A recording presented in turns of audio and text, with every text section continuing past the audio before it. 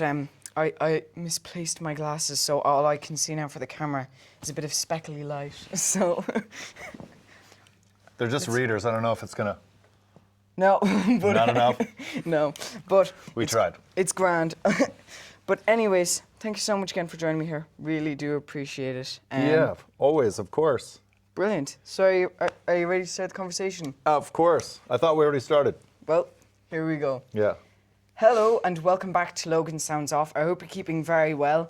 This is a first for me today. I'm delighted to welcome back an incredible musician, Joshua Homme. Josh, how are you keeping today? Yeah, I'm great. It's good to be back in Dublin. It's good to be in Ireland. Good to hear it. Yeah. So if you guys aren't familiar with Josh, make sure to check out the interview that I've already done with him, our part one from 2023, which will be linked in the description. So I'd love to start off with, we mentioned at the end of our last interview that we didn't get to speak about the Desert Sessions and Eagles of Death Metal. So I'd like to continue where we left off, starting off with the Desert Sessions. And I wanted to ask you, how did that idea of the sessions come about? And I heard that they were partially kind of inspired by the generator parties that were held in Palm Desert. Could you tell us about those beginning days and why you started the Desert Sessions? I didn't have a band. Kyuss was over, my first band. And I had made a couple demos. I didn't know if I was going to play anymore. I just didn't imagine that this would last this long. It seemed more logical to me that you would play and you would tour and that would be something that would happen, but it would have this ending point and it wouldn't last. I just never expected that. But I was working with a guy named Frank Kozik. He was a poster artist in the same way Shepard Fairey or Derek Hess, people like that. A very famous poster artist. And he started a record label. And he had put out the last Kyuss single. And it had this sort of, it had he also put out this thing I was calling Gamma Ray, which was before Queens. Yeah, I saw it on Discogs, I think. Yeah, right. And I didn't have a band, and it was actually his idea to do Desert Sessions. He said, why don't you, he said, you're familiar and friends with these people. Why don't you take them out? And it really was his idea. Why don't you just kind of make something, and we could call it the Desert Sessions. And his idea was vague, but it turned on this light switch in me. And I think partially because my first band, Kyuss, we were such a religion. To the members of Kyuss, it was like a religion. We rehearsed for, 6 to 8 hours a day, 6 days a week. It was, and we didn't allow ourselves to jam with any outsiders. We were like this contained unit, and outsiders were not allowed in. And in a lot of ways, that's why I felt a little stunted. I wanted to experience a little more. And so when Frank Kozik said the idea of, why don't you do a thing called Desert Sessions? And yeah, you don't have a band, and it turned on this light in me where I realized music is something you share with people, and it doesn't always last. But in the moments it's happening, it's so beautiful. And it's so beautiful that you don't need to expect it to last forever. It will end, And I don't mean to sound dour, but most of the relationships you'll have with somebody, they will come to some end at some point. But if you look at the ending as potentially temporary, and also if you have an appreciation and a gratefulness for the fact that you even had the time you did have, it really changes your outlook on the moments you have with somebody. And so the idea being, I'll take people that I do know, and maybe they know each other, but maybe they don't know each other. And then I'll also invite someone I myself do not know. And I'll say, I'm not asking you to be in a band forever. I'm asking you to make music tonight. you know, or for 3 days. And I'll take you to a secluded place where the outside world will not encroach. It has no reach, you know. The long arm of Los Angeles, or the rest of the world for that matter, especially in Joshua Tree in 1996, had no reach. It wasn't there, you know. Yeah. And again, this is pre-cell phone. I mean, you were quite isolated out there. And so that's how the Desert Sessions started. And if I'm being to 100% honest, you know, I got to ask people that I was really fans of, that were my peers. I got to perform with people that I was a fan of, and you know, guys like the original guitar player for this band Monster Magnet. His name is John McBain, and he sort of looks like if you watched a movie and it had, you know, medieval friars. He sort of looked like if he was in a friar's robe, it would look totally normal. Yeah. Right? It just had that look about him. And he's such a great guitar player. And he had such a great sense of humor that was so dry. He wore glasses and he would say, you know, he'd have a funny line, but he would deliver it by looking over his glasses. Oh, is that right?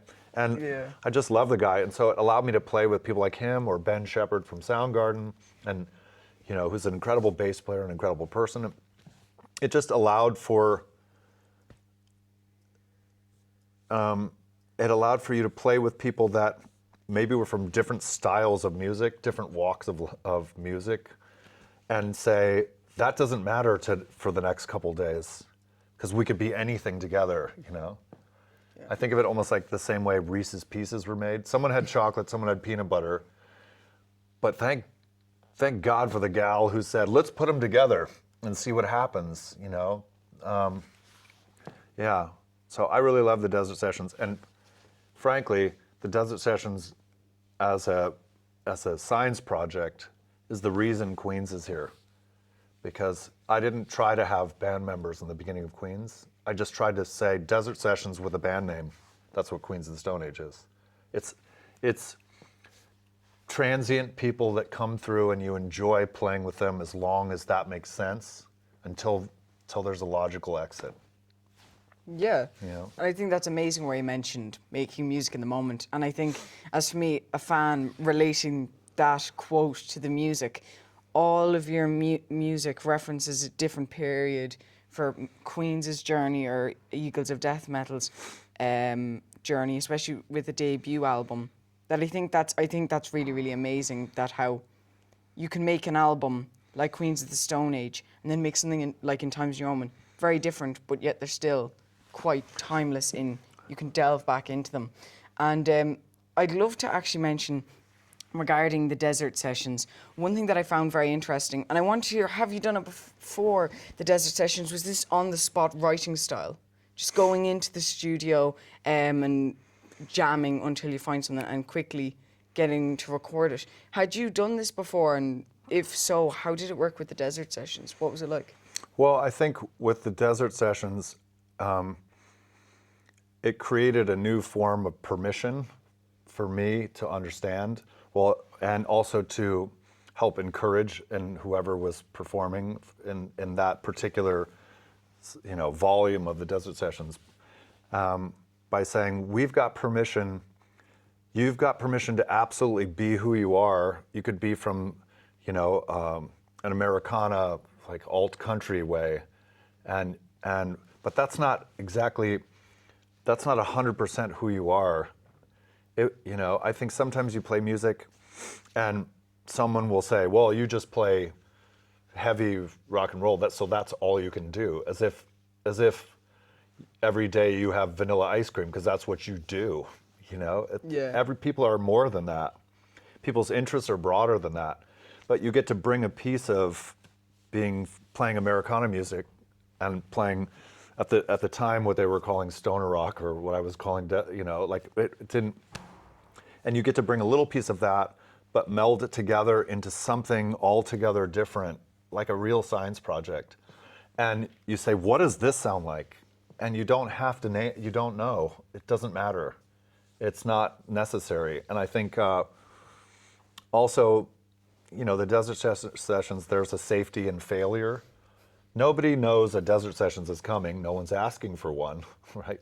And so if you try to write a song or you jam and something comes out, but it's terrible, we don't have to put that one out. And we can say to each other, wow, we tried, and that's awful. What's the consensus? That's awful, right? But 9 times out of 10, the freedom to be yourself with other people being themselves, the temporary nature of it, and the excitement of this won't happen again. So you're really kind of seizing the moment, and you're getting this rocket fuel of the temporary nature of it is sort of moving you forward. Honestly, that's the right emotional environment to do something really cool and really different, you know? And Eagles of Death Metal, for example, Eagles of Death Metal was just supposed to be like if the Eagles played death metal. It's supposed to be mellow. It was supposed to be Jesse Hughes is such a country bumpkin from Greenville, South Carolina. And he's like, hey, yonder, y'all. You know, that's who he is. And I just like to play drums. You don't need to be great. You just need to be able to keep the time and enjoy what you're doing. Yeah. And there was our friend Cole Lou, who loved black metal and death metal and was always trying to convince you to get into it, which wasn't hard in our part. We were like, yeah, this is great.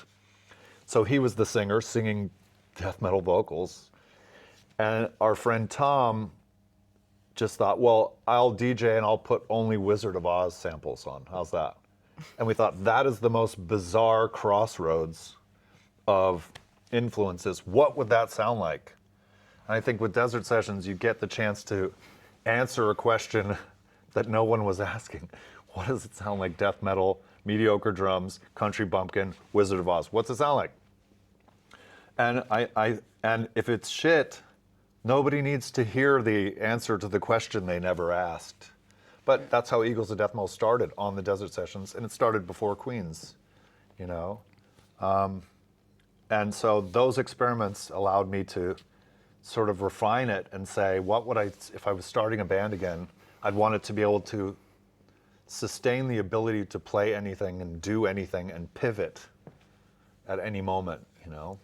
Yeah. So without Desert Sessions, without Frank Kozik's initial idea, where would I be, you know? It's great to get ideas from other people and be inspired by other people. That's been the biggest thing to learn. And Kyuss, people used to say, you sound like Black Sabbath. So I was like, I've refused to listen to Black Sabbath. I didn't hear Black Sabbath till Kyuss was over because I was almost offended by this wonderful, loving comparison. Yeah. But I was also like 15, 14 years old. Yeah. You don't want someone to tell you, you sound like this. You take it as a insult instead of the compliment it really is. Yeah, I see what you mean. And especially with that experimenting, it's really musically pure, and even where it's come to the extent where that is still happening with Queen's Stone Age with something like, what if you played a gig in the Catacombs? Yeah. Even with something like that. Yeah, I mean, it's amazing. That's 100% right. You say, I could do this, and other people, you know, there's a lot of naysayers out there. Naysayers say nay, that's all they can say, that's why they say nay.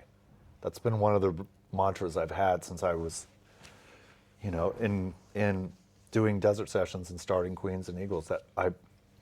That was my mantra. Don't worry about it. Naysayers say nay. That's all they can say. That's why they say nay, right? Yeah. But if you have a good idea, 99% of the people will tell you it's awful. That's how you know it's good, you know? Because when you do say death metal vocals, mediocre drumming, hillbilly guitar, Wizard of Oz, it would be very simple to poo-poo that idea. Yeah. Because on paper, you read that and you say, that will taste awful. It's peanut butter jelly and horseradish. It's no good. But I think you owe it to yourself to allow yourself the chance to giggle and embrace the ridiculous nature. And there's a joy in saying, so what? Okay, this won't work. Fine. You win. It's not going to work. Now can we do it or not? You know? Yeah. Yeah. You don't have to say, oh, we're going to do this and it will definitely be good. We're going to do it and see what's going to happen. And with Eagles of Death Metal, for someone who wasn't alive at the time when the first album came out, Peace, Love and Death Metal, I'm curious for you as the musician who's going to be putting this out to the fans who are fans of Kyuss and Queens of Stone Age, how did you feel about giving to this community this really kind of weird melting pot where it is kind of strange, and for anybody who's thinking, oh, death metal, it's not very death metal-y. Well, clearly we weren't thinking ahead, because yeah. it's funny how much the name Eagles of Death Metal has hindered us over the years, because people naturally, if the word death is in it, then it's funny how many times someone has said, no, and you say, no, this is like dance music that in a Rolling Stones t-shirt. That, I don't know, it's like, it's dance rock and roll, basically. So the name definitely betrays itself, but so does Queens of the Stone Age, and that's kind of all I knew was contrarianism. I just wanted to be a contrarian. And I think the first thing you can do when you're wanting to be a contrarian is flip things on its first chance you get, you flip something over on its head, because that's the easiest way to do something contrary, Yeah. I think you quickly get bored with that because you want something a little more layered and complex, Yeah, I know what you mean. And with Eagles of Death Metal, even though it's not death metal, or the Eagles, it's very kind of, for someone who, when I was listening to the debut album and I saw like Eagles of Death Metal plastered on the album cover, I went, I can associate it now. It's just something, a really weird pink name. and blue. Yeah. It's just something to shake you, Yeah. right? I mean, that's all it's supposed to do. Because once you hear the music, you don't consider what Eagles of Death Metal means. You don't care. It's only these things, often these names are really about eliciting a reaction the first time you see them. With Queens of the Stone Age, there was so much machoism going on, and I want all people to be allowed to be themselves. So I was like, Queens of the Stone Age, this will turn off the type of moronic person I don't want to be around. Yeah. It'll weed the audience out. It'll take away that stigma. Someone that would yell that act in a boneheaded homophobic way. Yeah. And also I thought it would be cool if one of your favorite band, if you were a little afraid to tell your grandma what it's called. Yeah. Like your grand is like, where are you going tonight? And you're like, I'm going to see Queens of the Stone Age. Yeah. Who? It's like Queens of the Stone Age. Queens of the what? Those things are funny to me. Yeah. That's funny to me, But Eagles, when you have a guy like Jesse, who is such a bundle of energy and joy, and who walks in and goes, what do you think of my outfit? Someone that's like so beautifully vain, like does Vanity Smurf, but on the best version of it possible. People like, he's just very joyous, and it's very contagious. And so I think you kind of, for me, I gravitate to people that are joyous like that. And I gravitate to people that are individuals. I'm not here to change anyone. I'm here to sort of celebrate people as they are. Scars and all. Yeah. And I think Jesse Hughes is a great example of a true idiosyncratic freakazoid dance machine, mustachioed, boots electric. He's an absolute freak, and I'm here for it. Yeah, and I think that's just something that in the music community for me is like starting to tap into these really different circles and seeing people celebrate that kind of culture of doing what you want because you think it's cool and having other people like it. I think those fan bases are the most healthy. Well, really important. sometimes people say things to me like, what do you think about the state of rock and roll and all this? And though that means nothing to me, what is more I get concerned of is everyone trying to sterilize everything, make sure it's not too loud, not too this. What did you say? I think the thing that must be preserved is not only the right to say something the way you want, but having the right to listen to somebody say something you don't agree with. It's not just saying it, it's also, I've got the right to hear it too and make up my own mind, you know? And so I think sometimes I naturally want to lash out if I feel an audience is demanding that things be only the way they want. Because I think one of the beautiful things about music is that part of it is not how you want, and that's what that's where you get surprised. That's where you even if you don't like it, you end up not liking it. I think it's important for you to hear it first. Yeah, exactly. You know what I mean? Yeah. Don't stop someone from being weird. And when that weird isn't what you would do, don't expect to crimp that person. People don't need to be fixed all the time. You know, there's such this wave of self-improvement. But what's the fucking hurry, man? You know? Yeah. I mean, you have to make these mistakes and you have to do these things. It's in their unsuccessfulness that you learn something about it.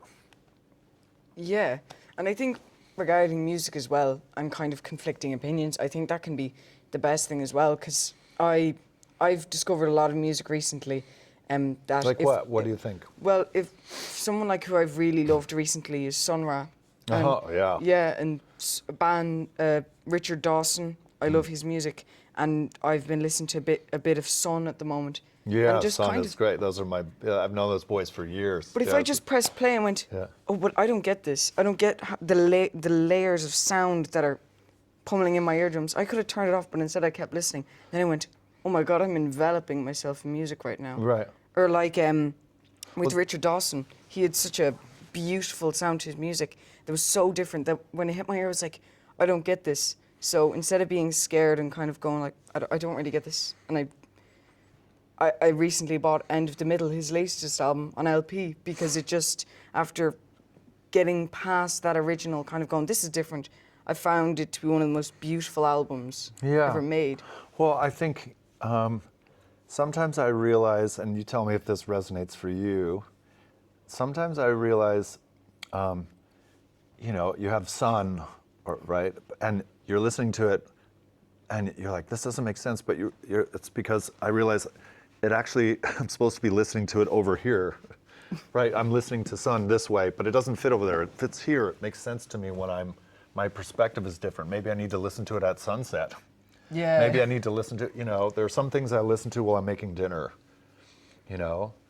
You're not going to listen to Sun Ra while you're on the beach, relaxing. Well, and like, I like Slipknot.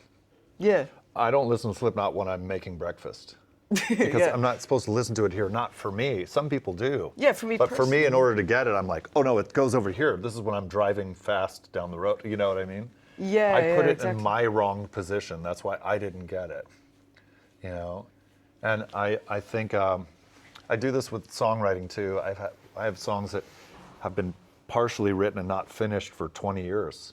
But it's not because they're not good songs. It's that I'm not equipped. I don't understand them yet. I'm not qualified to finish this. I know there's something good there. I'm not qualified yet. I'm not at its level, you know?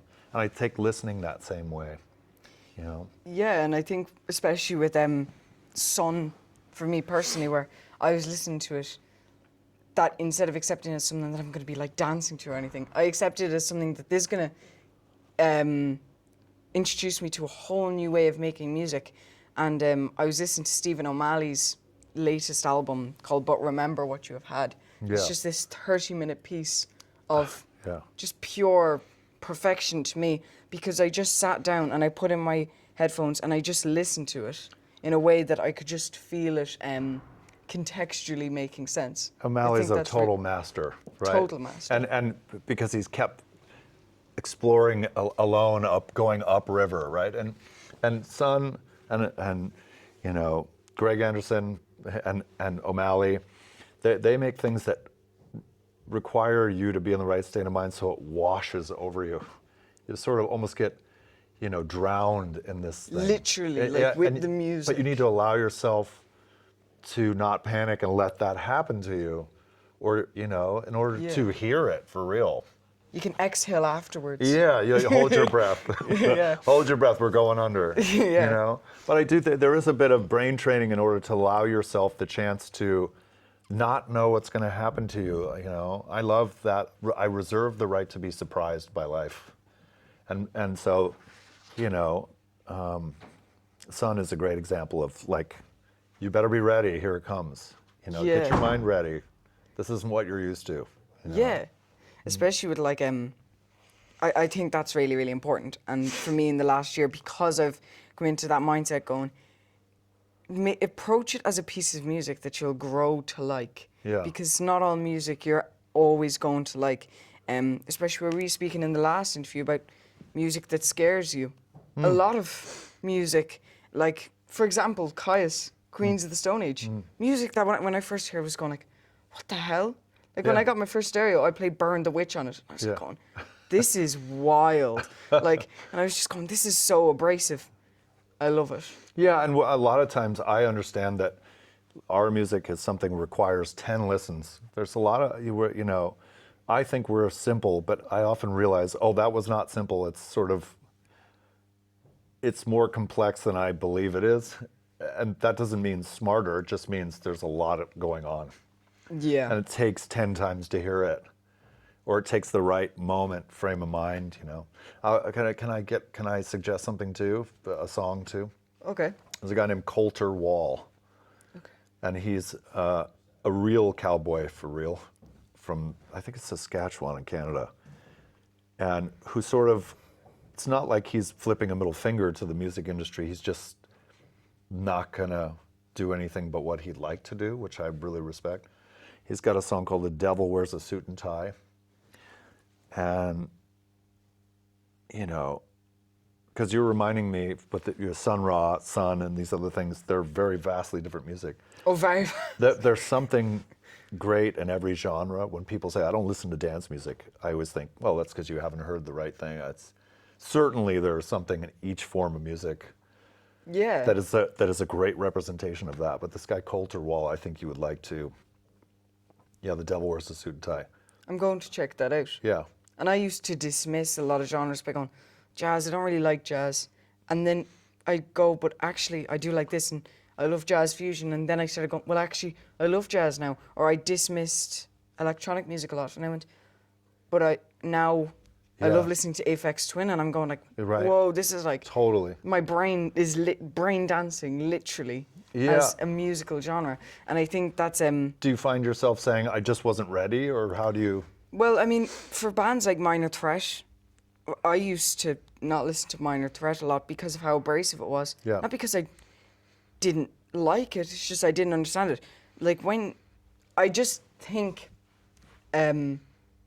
I need to get more insight into the music. Yeah. That someone would go, oh yeah, but I like that. I love that album. You don't like it? And I go, maybe I listened to it wrong. I'm going to go back to it. Yeah. And like, I was at the stage where I was put on to Sun Ra by Henry Rollins. Yeah. He sent me the Antique Blacks. I mean, Hank has his music knowledge is so wide. He scares me with his music knowledge. He's just...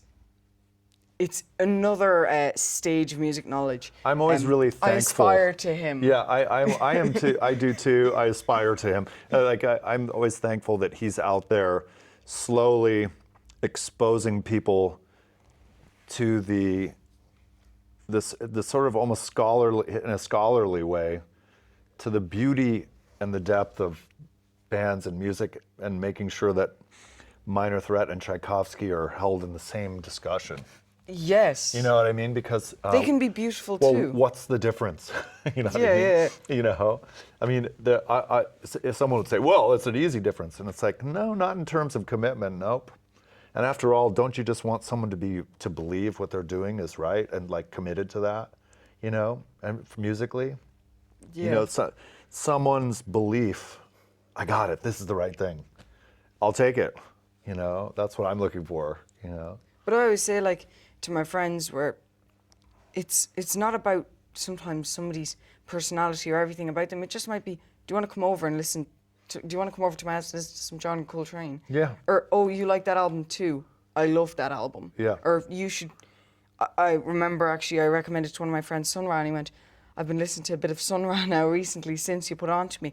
And I'm going, great, the virus is spreading. Right, right. Exactly, Alternative Tense I really could say. appreciate seeing this through your eyes. It's really inspiring, actually. Thank you. I enjoy talking to you because it's very cool because you're reminding me of all these moments I had too, and the friends I made because we listened to Black Flag. The friends I made because I was like, secretly I love Kenny Rogers and Dolly Parton. You know what I mean? Yeah. It's my guilty pleasure. The dirty little guilt. Don't tell anyone. Well, and the realization that pleasures don't require guilt. That's something you're allowing other people to demand you do to yourself. And life is about getting unshackled, not shackling yourself at the behest of some stranger. You know, another thing, like the naysayer thing that I learned from Kyuss, because I think I was too concerned what other people might think. I was trying to fend it off. And I called it they. What will they say? What will they do? And, you know, who cares what they say? If you met them, you'd be like, these assholes, I can't. Enough of them. You can't please them. Yeah, well, because there's more. Yeah, exactly. They're coming in an endless wave, right? But if that margin you found of those people like it, means you're doing something good because you're not impressing everybody. Well, and You're making also something this that's isn't for interesting. them, it's for you. It's for us. It's I for actually me. heard you in the interview with, where you were talking about your family trips, where you were saying about that your grandmother played piano for herself. Yeah. And didn't play for other people. And I think that's really, really important, that music is something that you can resonate with people, but you can also listen to it for yourself, whether it be for healing, whether that be spiritual or just emotionally. I think as well for yourself can be really, really important. And I think I'm lucky enough where I used to have kind of, where I'd go like, maybe I won't mention in this interview what I'm into, because in this kind of genre, but I've now got to the stage where I'm into so many different genres, that I'm surrounded by so many different people, that if I can't talk to this person about something, I can talk to this person. Like, I can wake up one morning and want to listen to, like, recently I love the power of the song Come to Daddy Pappy Mix by Aphex Twin. Right. And I love it. Or I could wake up one morning and I go, you know, I want to listen to Queen by Perfume Genius. Yeah. Completely different tracks. Right. It could be the same morning. Yeah. You know? And I can talk to people about that, going, have you listened to this track? Oh, I love that.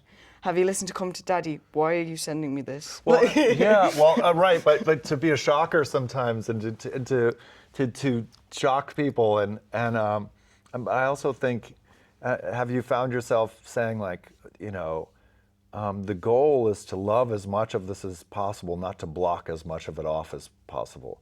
You know, I don't care what the genre is, and I want to like as much as I can, because that liking it means I think I understand it, or it works enough, I understand enough for me to say, I'm getting the joy off of this. And I don't care if it's dark music or happy music. None of that matters. There's a time for it all, you know?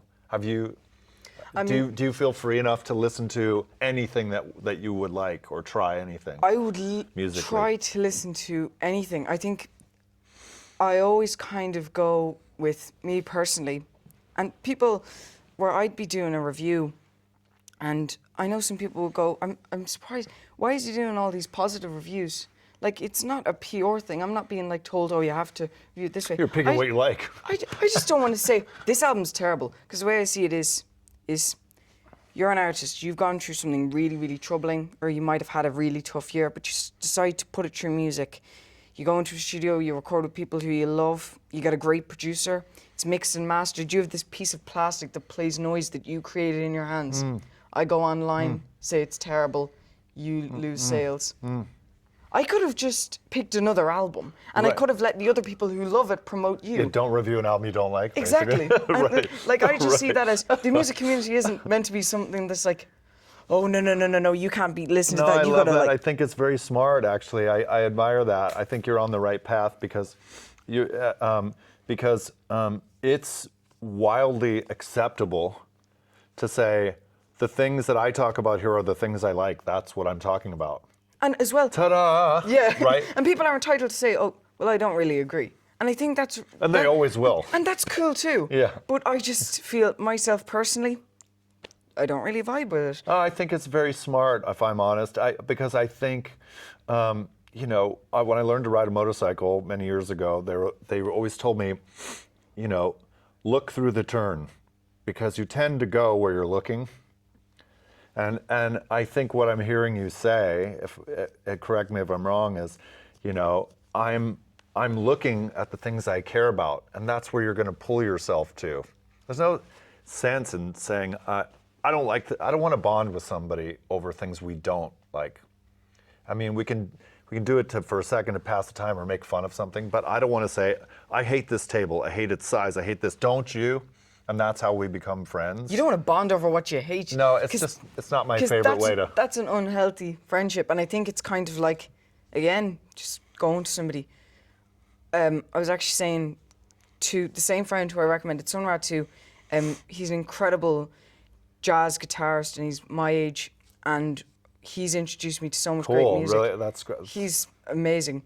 And I turn around and I said to him, yeah, I love Om by John Coltrane. Like, out of my 3 albums that I would say are healing, that's the spiritually healing one. He said, I know that album too. Yeah. And No, that's but, incredible. I mean, you learn a lot about someone, huh? Oh my God. Right. Did you hear that John Coltrane record? That one just is awful. Yeah. Instead, we bonded over something that we love. And it doesn't even have to be true music. It can be true literally anything. So then you feel yourself actually take a step closer to each other. You know, when you talk about things you don't like, you're actually pushing yourself back a little, like sort of it's emotionally. It's an angry force. Yeah. It's emotionally toxic force. Yeah. But I think as something that, again, with these conversations, I didn't have this planned on my notebook, guys, but that was an incredible conversation to have about that. But I'd like to speak about something that happened after Eagles Death Metal and after the Desert Sessions. Obviously, all the fans are leaning in, them crooked vultures. See, my question is, right, because I've listened to Led Zeppelin, I've listened to Dave Grohl's extensive career in punk, grunge, rock, and I know your roots were originally rooted in polka and then stoner rock. What was it like getting into a studio with these people who have completely different musical paths, completely different inspirations, and getting to make music? What was that feeling in the studio like? It was wonderful. I was so excited. At that time in my life, Queens had been working so hard. I was a bit exhausted, and so just physically exhausted. And so the idea of doing something else seemed daunting until it was, you know, Dave and Jones, you know, because I just felt this is what I'm here to do.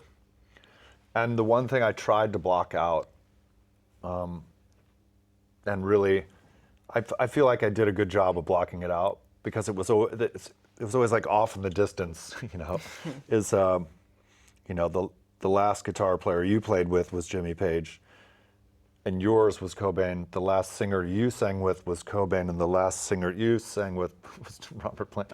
Oh, and the drummer was John Bonham. Like, you want to put that stuff out of your, that needs to be really far away.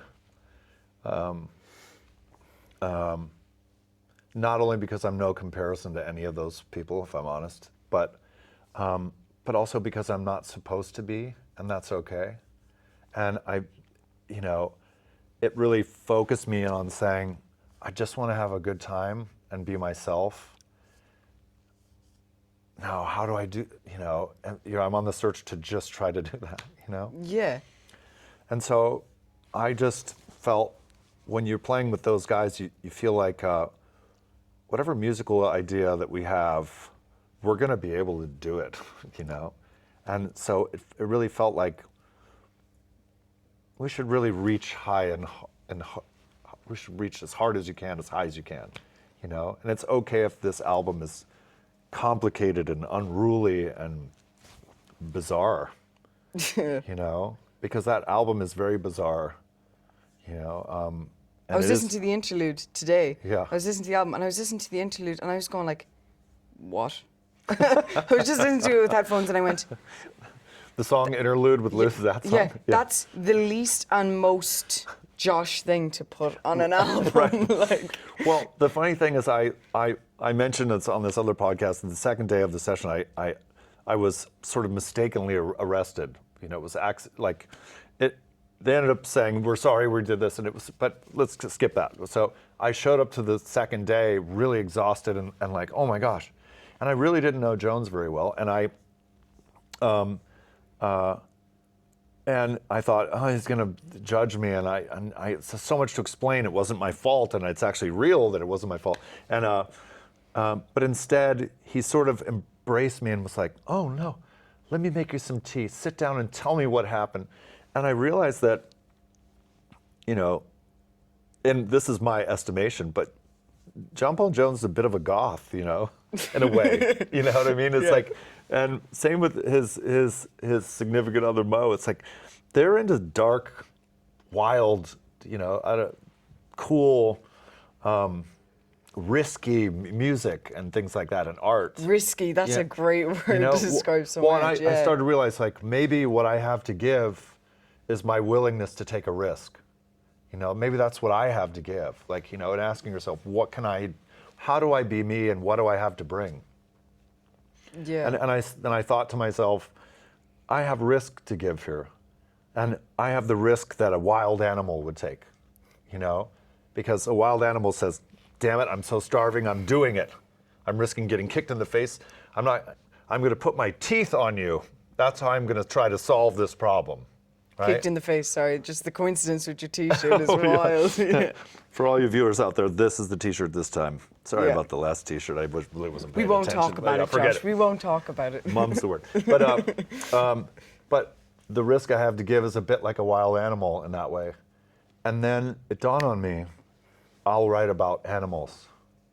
Everything will be an animal, be through the lens of an animal. Elephants, them crooked vultures.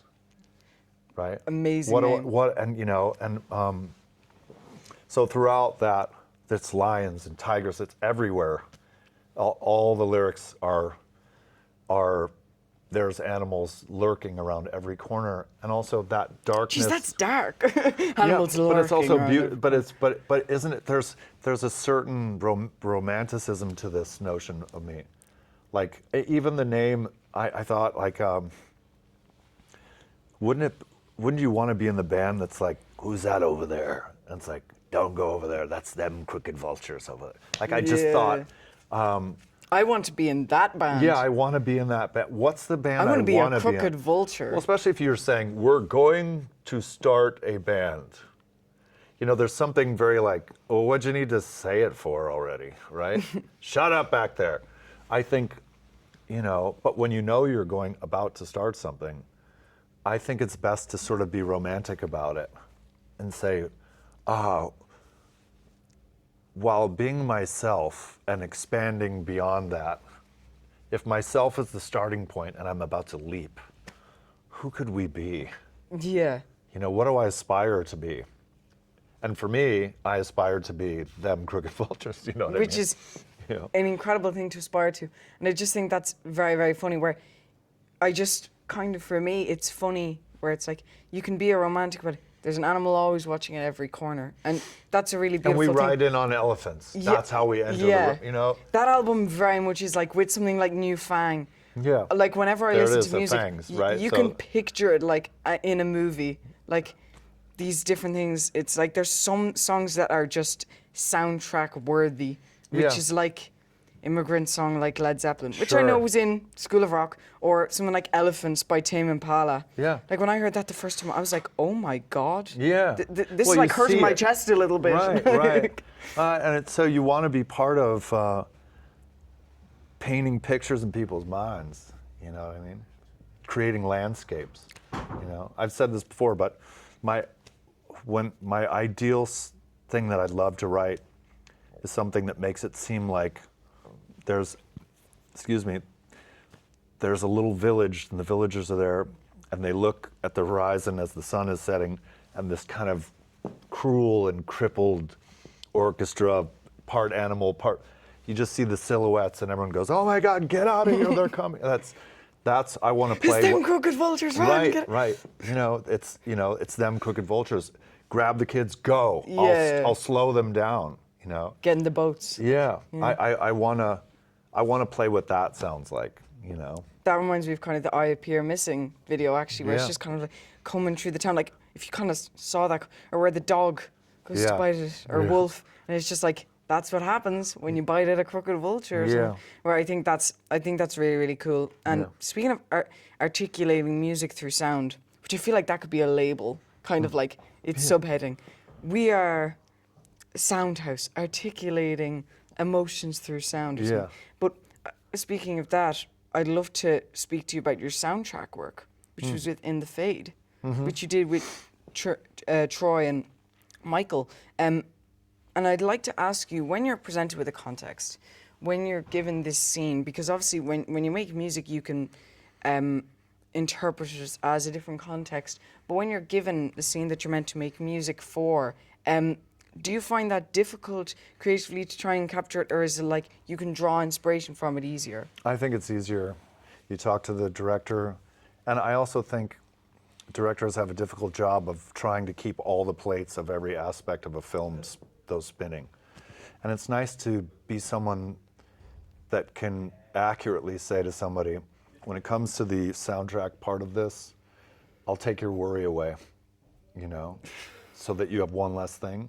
That's something that feels nice to be able to do. And I think when you look at a scene of a film and a director has explained the intent as to make sure that we're starting from the same starting point, looking at the same thing, shoulder to shoulder, instead of he's looking at it this way or she's looking at it this way and I'm looking, you want to get to the same starting point. And you want to end nearly at the same point. Yeah, and so that you're like, I got you. And then frankly, in the moments I've done this, it's become very simple. I've been offered more to do, and I would like to do more. It's just about timing and honestly, the right project. I've been offered to do things that soundtrack work where I thought, if I'm honest, I was like, this movie's a bit shit. I'm not, you know what I mean? Because I want to love something too, You want to creatively, it's not saying that it's a bad movie, it just may not be something that you think. Yes, I am saying it was a bad movie. Maybe emotionally you can't invest in it well, it's the like same way. it's like this one is not for me. I can tell, right? But it could be for someone else. Yeah, of course. Who maybe would love to do the job. Yeah. And I think it would be a movie that I wouldn't review, as you're saying. Oh, okay. If we're just reviewing the good stuff. But there's been a couple. But I think that those things are really enjoyable. I'd love to do more of that. I find it really exciting, and I like being a little part of things too. It's nice to have more responsibility, but not all the time. It's fun to, sometimes, I've said this before, but I mean it, it's like, if there was a great recording session or a great music session happening, I'd be happy to make tea for something I really love to watch I don't need to be a huge part of it. Sometimes the best thing is to just be a little part and enjoy it. Be an observer and just kind of get your own insight from it. Or your footprint of your impact is minimum. Because sometimes that's all it requires, Producing records is like that. It's like being more protective than impacting everything that goes on, You just provided me with the best segue ever, so I just want to thank you for that. Producing records, Post-Pop Depression by Iggy Pop. You played many instruments on that record. How did you find it stepping behind the production desk as well as being a big part of that album? And before I answer that, just out of curiosity, did you produce anything that wasn't your own work before Post-Pop Depression? Yeah, I did Humbug by the Arctic Monkeys. I'd worked with the Hives on a couple songs. I'd worked with, lots. Wow. My brain is not able to do the Rolodex of all the stuff, but, and I love doing production. Being in the studio is my favorite part of all this, because you're being part of the creation of the ideas in yours and other people's heads coming out into the world. You're there when they're birthed, and I love that the most. It's the best part.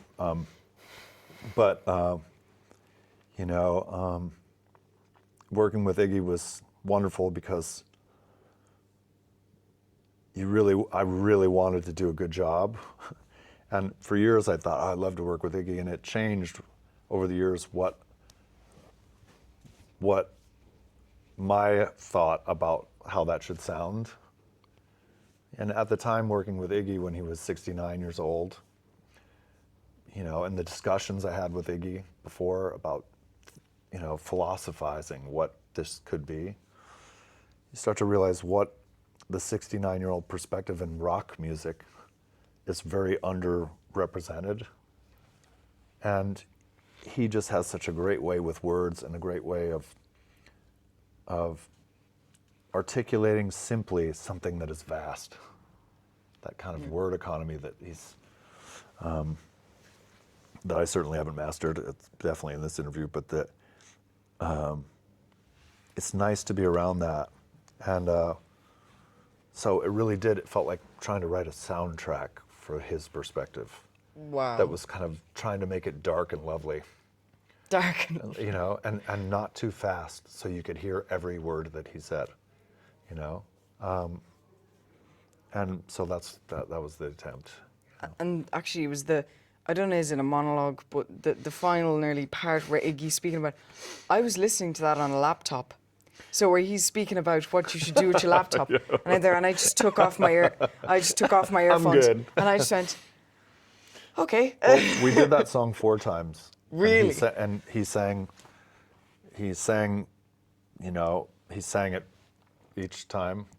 So what you have is the vocal take. And he improvised that ending 4 separate times. And it was different every time. And it was so clear that that was the one. I can't remember which number it was offhand.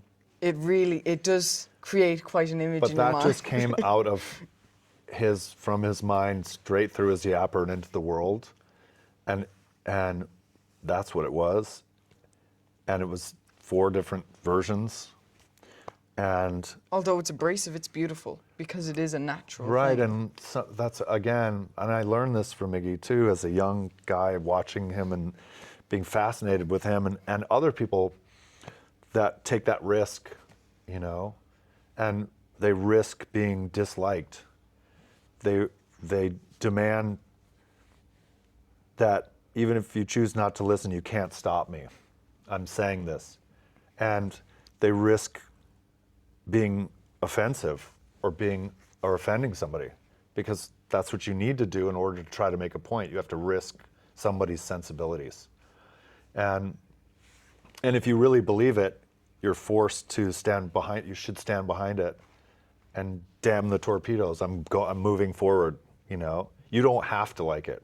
I'm okay with that. I'm creating music for me. And, yeah, and I think if you like it, let's run with it. He certainly is one of the very greatest examples of this that's ever existed in the modern age. He's since a true rock and roll punk. Yeah. He's a true punk. He's a poet, without a doubt. He's an amazing, not only just I think they're musician, creeping on you right now. but he's a fantastic human being as well. I agree. And I'd also love to speak to you about In the Fade.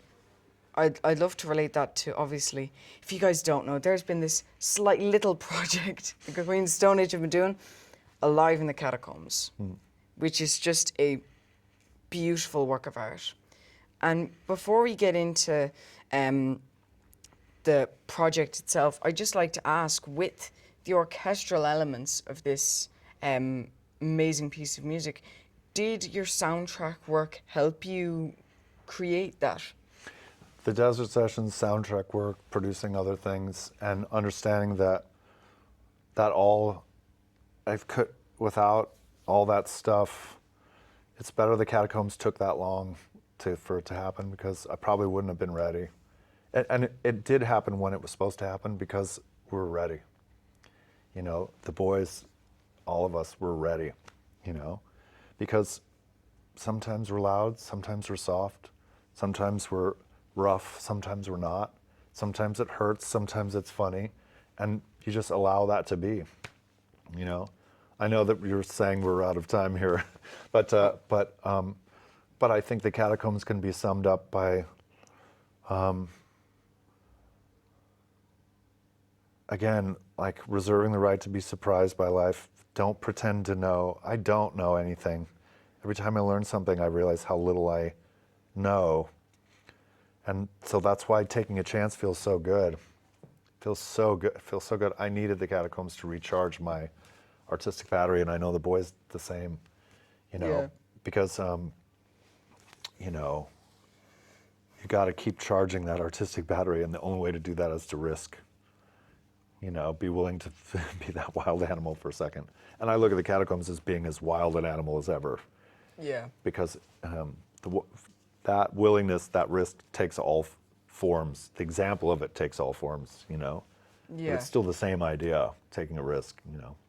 It's an amazing piece of work, and if you Thank you, appreciate that. if you'd like to check out Alive in the Catacombs, make sure to check out the links below, and please download it, guys. Support all. And if your you favourite don't, that's artists. okay too. If you don't enjoy It's it, okay. that's grand too. That's okay. But thank you so much for joining me here, Josh. Yeah, good to see you again, Logan. Before you do go, I just want to say where we mentioned music that scares you. This in the best way possible, because I know I have interviewed Lancome and we know each other. So I'm not. This is in the least offensive way I'm saying this. This is scary, in a great way. Thank you, appreciate And it. that is a beautiful I've never heard it before piece as of well. work. They're a band from here in Dublin, and they make drone trad. That's great. It's That's great artwork. beautiful. And picture that, but in music. Yeah, that's And also incredibly loud. fantastic. It's very good. Thank you. So I hope you enjoy it. And thank you so much for joining me Good here, to see Josh. you again, buddy. It's good Anytime. to see you too. Yeah. Thank you so much. Cheers. Bye-bye.